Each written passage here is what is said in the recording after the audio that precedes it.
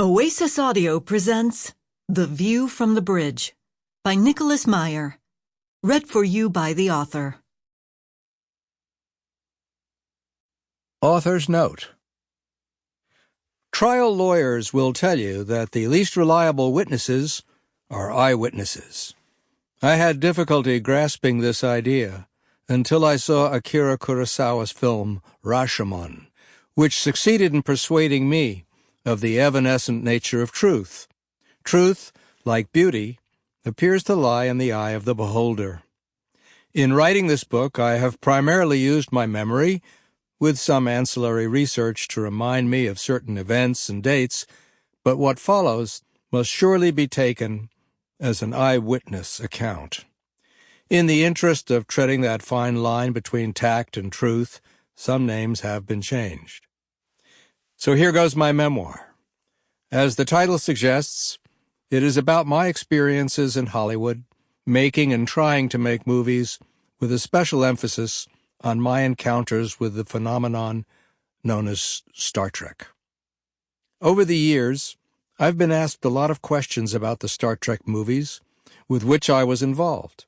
Sometimes I feel like those guys in noir movies being grilled under the glaring light of a lone gooseneck lamp while interlocutors hover in the shadows. All right, let's go over it again. But I've told you 1,000 times, told you everything I know, I wail. I told you on the DVD. I told you on the special edition. I've told you on the Blu-ray. Tell us again. They insist. The temptation at such times is to embroider, for my sake if not for theirs, to vary the facts as I recall them, throw them a bone, start imagining things instead of remembering them. I will try my best to resist such temptations here. But this isn't just a book about Star Trek. I've taught classes in screenwriting, and I've found myself reflecting on the unique perspective my background afforded me as a stranger in a strange land, and the adventures I've had trying to make the movies I wanted to watch. When I started out heading for California to make movies, what I was doing was considered unusual, at best. There weren't film courses being offered in high schools back then, and only a few were starting to be available in universities. Nowadays, my children study Italian neorealism and American film noir. When I was 16, I played hooky watching the stuff on Broadway and 88th Street, or caught it on late-night television. Will this memoir be self-serving? It will, if I have anything to say about it. Everybody got their popcorn? Part 1. Pre-Trek.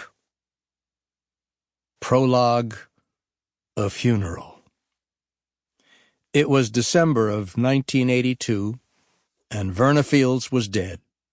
The woman, known as Mother Cutter, editor of Jaws, had died age 64 of cancer, and a memorial service was being held at the Alfred Hitchcock Theater at Universal Studios.